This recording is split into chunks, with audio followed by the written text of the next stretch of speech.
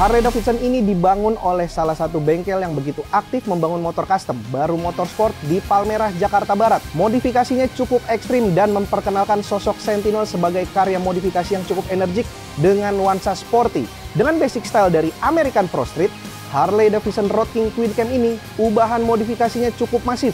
Gaya modifikasi ini terinspirasi dari seorang builder Italia, Massimo Gulone, yang memperkenalkan modifikasi gaya Sentinel Prime pada Desember 2012. Di tangan kreatif sang builder Aryawan Baru Motorsport, sisi modifikasi Road King ke gaya Sentinel dengan merombak bodi sasis secara total. Dan yang lebih keren, semua bodinya dibuat dari karbon.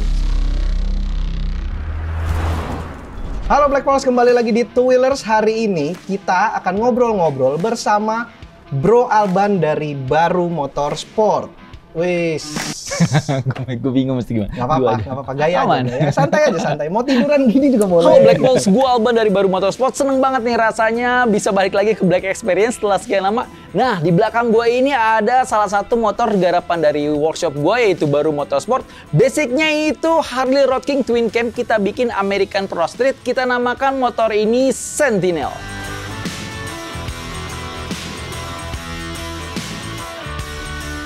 Kenapa memilih Road King? Biasanya untuk American Pro Street kita pakai basic itu Harley V-Road. Ya, karena secara bentuknya sudah menyerupai. Muscle-nya itu dapat banget. American Pro Street. Kebetulan si ownernya cuma punya Harley Road King nih. Dibandingkan dia keluar ekstra budget untuk membeli Harley V-Road lagi, nah mending dia dari basic Road King kita rubah menjadi American Pro Street gitu. Oke, berarti memang karena si ownernya pengen. Yes, betul. Karena basically kan kita nggak mungkin memaksakan, wah nggak bisa nih Road King, mesti ini. Nah kan kita builder, kita ngikutin apa kemauan dari customer. Kenapa namanya Sentinel? Apakah terinspirasi dari motor yang sudah pernah ada dari seorang builder di Italia itu? Nah, hal ini pernah gue bahas cukup lama, sekitar 2 detik sama ownernya. Cepet ya? Iya, cepet. 2 detik cepet ya? Kayak Sentinel gimana? Nah, udah, apa sih? Gitu aja lah. Sentinel itu sebenarnya artinya seperti guardian atau penjaga. Owner itu berpikir gimana caranya ini motor ngejagain dia ketika dia riding. Oh, berarti namanya dari BMS-nya atau hasil dari diskusi? ownernya sendiri. Oh, ownernya. Yes. Terinspirasi dari Transformer mungkin?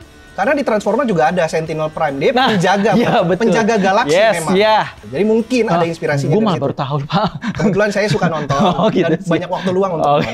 Terlihat ya pengangguran. Oke, lanjut.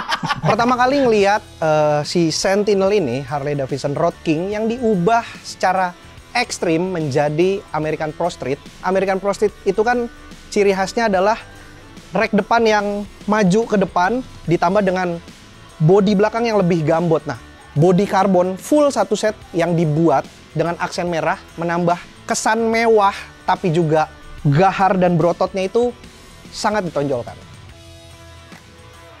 Memang tujuannya hanya untuk dipakai atau untuk kontes sebenarnya? Karena layak kontes kalau dilihat ini kelihatan nih. Kan kita tahu ya motor yang modifikasi untuk dipakai sama modifikasi untuk kontes. Yes, betul. Karena memang perubahannya pun cukup ekstrim. Betul. Kita itu hanya memakai mesin dan mainframe-nya aja. Sisanya kita rubah total. Nah, untuk awal kita berpikir untuk mengikuti kontes. Cuma kebetulan pada saat itu, pandemi itu datang tuh.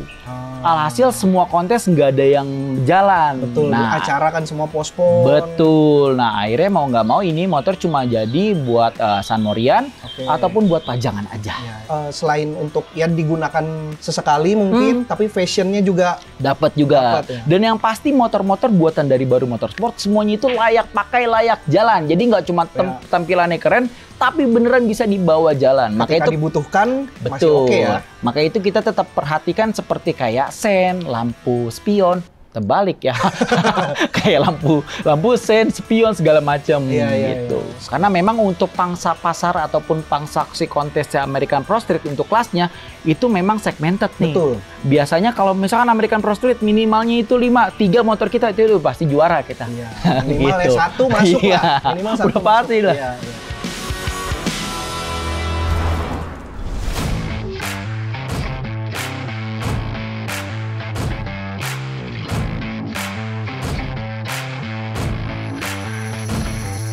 Kalau Sentinel yang pernah dibuat oleh builder dari Italia itu juga menggunakan aksen hitam dan merah. Oh, colorway-nya ya? Colorway-nya, warnanya. Sedangkan di sini menggunakan full karbon. Yes. Apakah ini bagian dari satu langkah modifikasi di atas motor yang sudah ada sebelumnya? Atau memang ada alasan lain kenapa memakai karbon? Nah, untuk motor ini si owner pengen berbeda nih. Gue pengen look-nya itu terlihat mewah. Apa nih yang berbeda? Akhirnya kita pilih karbon, gitu. Karena untuk karbon sendiri pun tanpa dia apa-apain, walaupun cuma sekedar dikasih tulisan Sentinel, looknya itu mewahnya dapet. Gitu. Aksen hitam dengan tambah merah sedikit ya. Nah, itu dia. Berapa banyak part karbon yang dipakai di sini? Boleh diceritain sedikit aja.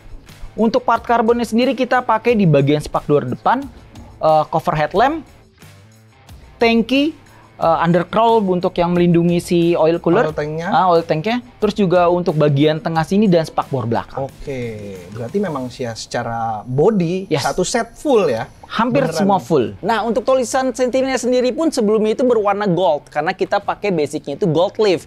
Cuma karena bosen akhirnya kita rubah menjadi merah, tapi basicnya tetap gold leaf. Ini memang karbon yang dicetak atau menggunakan teknik yang lain? Maksud lo injeksi ya atau infus ya? Kalau untuk karbonnya sendiri kita basically kan memang di motor sebelumnya dicat. Jadi basicnya itu plat. Plat dulu. Plat dulu, orangnya pertama kali kita ngecat orangnya, oh kayaknya kurang deh kalau cat, pengen yang lebih look mewah lagi, akhirnya kita lapis karbon. Karena kalau untuk karbon yang misalnya seperti yang tadi lu bilang injeksi ataupun infuse, seperti di tankinya itu nggak akan bisa, nggak akan kuat. Untuk pemilihan model tankinya, model cover headlamp dan spakbor, undercowl-nya, ada proses desain dulu kah atau sketch? Ketika kita ngobrol sama customer, kita discuss dulu sama mereka itu maunya seperti apa nih referensinya. Oh, ngasih contoh referensi dulu. Ya. Setelah referensinya udah kira-kira nyambung, baru kita sketch itu menggunakan 3D. Tampilan depan seperti apa, samping seperti apa, belakang seperti apa. Ketika sudah deal, baru kita kerjakan. Oh, kalau ini kan berarti custom kan? Yes. Untuk kapasitasnya? Untuk kapasitas bensin perkiraan ya sekitar 7 literan. 7 literan ya. Untuk ukuran motor dengan mesin Road King 7 liter sih cukup kecil. Yes, setuju, gue agree. Kebutuhannya kan bukan untuk touring ya. Kebutuhannya pun antara buat kontes sama pajangan nih. Dan andaikan riding pun riding yang nggak jauh. Riding yang cantik doang, yang lucu-lucuan. Gitu. Ya paling Jakarta, Surabaya. Enggak dong, kejauhan dong. Kalau di towing kan aman. Nah, betul. Baru ridingnya di Surabaya. Benar. Sama pengen tahu ini soal pemilihan jok juga. Memang didesain hanya untuk satu orang, tidak untuk boncengan. Atau American Pro Street ada yang untuk boncengan nggak sih? Atau memang single seat aja konsepnya? Nah, biasanya kalau untuk American Pro Street itu lebih mengedepankan single fighter nih. Nah, kenapa kita tetap pakai single juga? Karena memang untuk di bagian spakbor belakang itu nggak ada tulangan lagi. Kalau kita kasih si jok, otomatis ketika didudukin ambles. Harus ada tulangan lagi. Betul. Tapi kesan spakbor American Pro Street itu nggak dapet. Gitu. Karena kita memang mau menonjolkan sisi bannya dan pelek yang lebar itu. Iya, gambot ya, besar. Nah, untuk pemilihan ban kita pakai merek Sinco, depan pakai ukuran 120, belakang pakai ukuran 300. Kenapa kita pakai belakang 300, depan 120? Karena kalau andaikan belakangnya gede, depannya gede, itu handling terasa nggak nyaman banget, sakit banget pinggang. Racknya ini nih, ini terlihat jadi condong ke depan ya, jadi agak renggang. Memang konsepnya seperti ini, pengen biar lebih kelihatan lebih ceper gitu. Karena memang before itu kita pakai pelek itu 23. Ketika sudah jadi, ownernya nyobain ternyata nggak nyaman nih handlingnya ketika dibawa riding. That's why kenapa kita akhirnya rubah lagi peleknya. Sekarang menjadi ring 18. Kembali ring 18. Yes, gitu. Padahal perubahannya kayaknya nggak sejauh itu ya. Tapi lumayan ya, dari 23 ke 18 tuh cukup signifikan ya menurut gua. Ketika lu pakai ring 23 itu pas belok beratnya minta ampun. Karena belakangnya itu bannya itu kurang 300 gitu. Jadi biar mengimbangi ya. Yes, betul. Ngomongin pelek nih. Yes. Ternyata kalau kita lihat detail, velgnya juga dilapis karbon. Kok tahu? Ini kelihatan. Ini kelihatan. Padahal udah gue rahasiain loh. Cuma sipit, bukan buta. Terlihat karbon dan ini kayaknya velg yang sangat jarang peredarannya di Indonesia ya. Jadi gini, untuk pelek sendiri sebenarnya basicnya nggak karbon nih, tapi kita lapis karbon. Untuk peleknya sendiri terbaik kita memang cukup nyetok. Tadinya tuh kita pengen bikin tren American Pro Street itu mesti ada nih di Indonesia. Gitu. Kita pengen jadi pioner, American Pro Street menyebar di mana-mana. Gitu. Kenapa akhirnya dilapis karbon juga? Karena memang mengikuti si body gitu. Kita pengen serasi nih antara si pelek sama si body. Jadi satu garis warna ya? Yes, gitu. Memang standarnya double disc atau tidak? Awalnya enggak. Awalnya tidak kan? Berarti ada adjustable lagi, ada perubahan. Ada perubahan, betul. Sulit nggak? Atau memang Enggak, gue gampang velgnya. Kalau untuk dibilang sulit sih, buat BMX apa yang sulit ya? Mudah semua. Tetap sombong ya. Bengkel jago sih emang begitu. Bener, enggak itu bohong sih. Nah, untuk berubah jadi double disc kita tinggal bikin hubnya. Jadi otomatis hubnya yang tadinya kanan doang, kita mirroring jadi kiri juga. Nah setelah itu kenapa kaliper kita bikin 2? Karena ownernya sendiri pengen ketika dia ngerem motor beneran berhenti. Karena dia takut shit happen ke dia, alhasil dia pengen pengereman itu pasti. Gitu. Safety lah ya. Safety. Karena pengereman standar Harley kita... Nah kita tahu sendiri nih. Ya. Nah. Untuk kaki-kaki depan ini, shock depannya menggunakan apa nih? Untuk shocknya sendiri kayaknya GSX 1000 ya. Oh makanya terlihat... Upside-down-nya. Keker besar ya diameter. Nah ini spesial nih karena untuk asnya sendiri kita pakai yang hitam. Kan biasanya asnya itu warna stainless. Chrome, warna chrome. Yes, warna chrome. Ini memang hitam. Hitam dari sananya. Gitu. Berarti memang dipilih karena mengikuti warna? Enggak, karena ada stok itu aja. Gua nggak mau bohong. Karena ada stok itu kayak ini aja deh. Biar nggak ribet. Bengkel yang jujur. Jujur dong.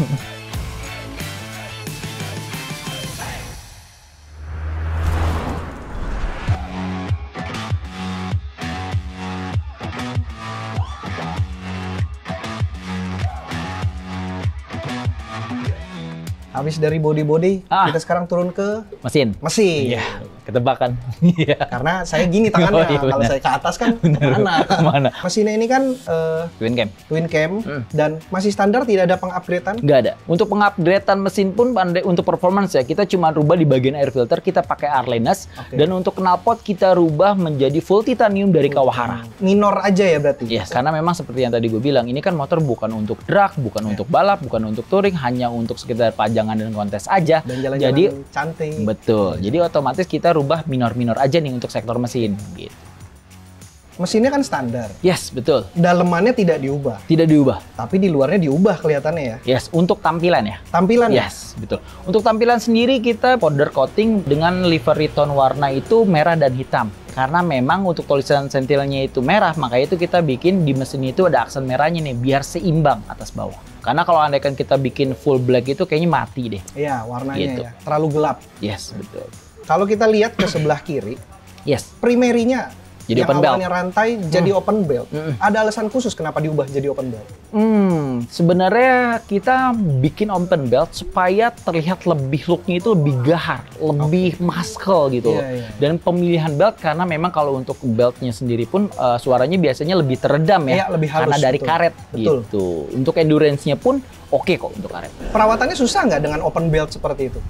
Untuk ini enggak loh, karena memang motornya kan bukan motor capek boleh dibilang ya. Jadi otomatis untuk perawatan paling sekedar ganti oli, cek untuk oilnya segala macam kayak gitu doang sih. Paling bersihin TB-nya doang sih, tetap bodinya. Untuk beltnya sendiri ya selama pemakaian wajar harusnya. Selama belt itu pemakaian wajar, betul, setuju gue, dan nggak dijemur ya. Karena dijemur kan biasanya getas. Karet tidak boleh kena matahari langsung terlalu lama. Yes, penting itu. Agree. Nah, yang menarik adalah final gear-nya dari kiri ke kanan. Itu ada alasan khususnya atau memang? Jadi gini, biasanya kan orang-orang yang gue lihat referensi dari YouTube ataupun dari builder-builder luar itu kan selalu pakai di kiri. Nah, kita Indonesia nih, Indonesia kan suka yang beda ya, iseng aja. Oh, berarti memang ya kebutuhannya untuk fashion juga ya, fashion untuk juga, look betul. Dan segala macamnya ya. Yes. Secara fungsi ada perubahan? Enggak ngefek sih sebenarnya. Enggak terlalu gimana-gimana. Sama aja. Sulit nggak? Walaupun tadi bilang apa sih yang sulit buat BMS? Betul. Tapi saya tanya lagi deh. Jadi gini. Sebenarnya susah nggak? Ribet nggak? Kalau dibilang ribet, sebenarnya gue malah ribet di bagian pemasangan Pro Am untuk perhitungannya. Karena memang biasanya before yang di kiri, tiba-tiba di kanan. Jadi tuh untuk lekukan si Pro Am, sumbu si Pro Am itu mesti dihitung bener-bener. Sumbu rodanya ya? Yes, betul. Karena memang untuk si ban dan pelek segini lebar itu bener-bener kalau perhitungannya lu nggak mateng, itu ketika lu bawa jalan pasti oleng tuh. Dari sisi endurance-nya pun kita mesti pikirin nih, Bari. Apalagi kan bobot Harley kan nggak enteng ya. Kalau dia terlalu tipis atau apa, alhasil adalah dia bisa ambruk. Kalau terlalu tebal pun berat. Jadi kita perhitungin banget nih matang-matang. Seperti itu. Mekanik sih yang ngitung, gue nggak. Oke, terus. Apakah pemilihan pengereman menggunakan Aku 1 itu juga salah satu bagian untuk mendukung si bobot motor ini? Oke. Nah, karena kebetulan pada saat itu stok kita cuma ada Akko 1 nih untuk kaliper. Oke. Nah, untuk menyeimbangkan dan menyelaraskan, kita pakai untuk si master remnya itu Akko 1 dan koplingnya Akko 1. Karena Akko 1 itu terkenal, dia itu punya kinerja yang bikin kita lebih enteng ketika kita mencet kopling. Ringan ya? Ringan, betul. Karena memang untuk Harley Rocking sendiri pun lumayan berat. Nah, dengan kita masang si Akko 1, terbantu banget nih, Bari. Jadi lebih enteng. Mengurangi ketegangan si koplingnya. Betul. Ya? Jadi lebih ringan. Lebih ringan. Berarti ini depan belakang? Untuk belakang kita pakai Brembo. Oh, belakangnya Brembo Pakai Brembo, karena untuk Akko 1 belakang stoknya kita nggak ada kemarin. Gitu. Perubahan dari Akko 1 yang depan dan rem Brembo yang belakang, seberapa mengakomodir pengereman dari motor yang tenaganya besar? Road King 1800 cc loh. Kalau kondisinya itu Road King standar. Oke. Kalau rocking dengan perubahan ekstrim seperti ini, gue yakin paling lari sekitar 70, 80. Karena memang untuk motor dengan ban lebar seperti ini dibawa kenceng pun ada rasa worry biar sih, gimana pun. Iya. Nah, dengan dibikin double disc, belakang juga diganti Brembo, itu pengereman sangat-sangat mumpuni, pakem banget. Pakem banget dan malah jadi lebih ringan ya, kinerja tangan tuh jadi coil sedikit. Coil dikit ngerem. Gitu. Nanti Bro Bari bisa cobain sendiri betapa pakemnya remnya. Oke. Gitu.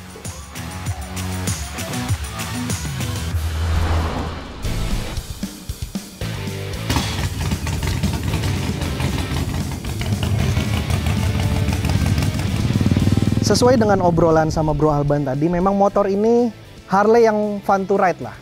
Dan semua modifikasi yang fungsionalnya kayak pengereman jauh lebih enak, dicoel dikit berhenti. Posisi rem belakang juga lebih enak, tenaganya Road King, dan seperti yang tadi udah sempat ngobrol juga, memang motor ini bukan untuk kenceng. Jadi lari 80 aja cukup, paling kenceng tuh 80 cukup, ngerem lagi. Ya karena Harley ya, dan ini sudah custom, getarannya tuh sangat berasa di badan gitu. Terlalu pelan juga nggak enak karena panasnya, ini kan jadi kayak kebuka semua nih, panas langsung ke badan semua nih.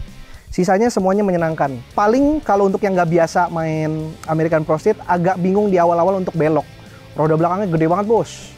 Beloknya tuh perlu ngeraba dulu. Tapi nanti kalau udah terbiasa, aman.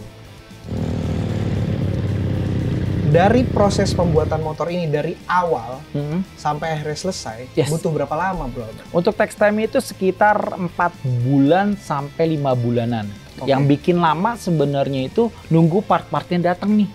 Karena di luar part yang dibuat ya? Yes, betul. Karena kalau andaikan kayak body set itu kita bikin sendiri di Indonesia. Paling tapi kayak misalnya pelak itu mesti nunggu dari luar. Kayak gitu-gitu sih. Satu lagi yang bikin agak sedikit lama itu adalah perhitungan dan R&D-nya si Pro Am. Gitu. Apakah Pro Arm termasuk part yang paling sulit ketika membuat motor ini? Atau justru ada lagi? Pro Am sih. Memang Pro Am paling sulit susah. Ya? Terdengar tadi dari penjelasannya juga. Berapa lama tuh? Seberapa sulit tuh? Bikin trial and error itu mungkin sekitar 3 kali ya. 3 percobaan. Berarti ini yang keempat atau yang ketiga berarti? Ini ketiga. Oh berarti 1, 2, dan yang ketiga akhirnya final seperti ini? Mungkin text time-nya sekitar 1-2 bulan lah ya. 1-2 bulan untuk Pro Arm-nya sendiri. Nah, arti modifikasi buat diri gue sendiri adalah tempat menyalurkan hobi gue, karena memang gue nggak suka motor yang terlihat standar, terlihat sama di jalan. Nah, apalagi kan gue juga punya banyak pikiran-pikiran liar, pengennya motor tuh seperti ini. Nah, akhirnya kita mewujudkan dalam modifikasi. Nah, baru motorsport pun kita punya misi yang namanya mewujudkan motor impian kalian. Nah, misi kita adalah memindahkan uang yang ada di rekening kalian ke rekening kita. Pengen tahu mungkin bocoran atau kisi-kisi biaya yang dibutuhkan. Kisi nggak harus angka pasti. Perkiraan kalau mau bikin seperti ini kira-kira butuh berapa? Kan gua kasih range-nya aja. Perkiraan 150 sampai dengan 200-an. Di luar motor. Di luar motor. Di luar motor lah ya. Tapi itu kan perkiraan. Yes, perkiraan. Bisa lebih besar tergantung part yang dipakai. Betul. Mungkin bisa lebih kecil kalau rodanya dihilangin 1. Jadi standing doang. Tips modifikasi dari gue, yang pertama, kalian pastikan kalian punya motornya dan itu harus motor sendiri. Yang kedua, kalian ready uangnya. Tentu. Saya mau modif motor nih, saya punya singkong. Boleh nggak barter? Nggak bisa dong, tapi kalau pisang boleh. Dan yang ketiga, kalian cari referensi sebanyak-banyaknya dan sesuai impian kalian. Jangan sampai kalian memodifikasi karena keinginan orang lain. Orang pengennya, pasang ini, enggak. Ini motor-motor kalian yang keluar duit, kalian yang menentukan motor kalian mau seperti apa, gitu. Oke, Black Mouse, terima kasih. Jangan lupa like, comment, share, and subscribe YouTube-nya Black Experience.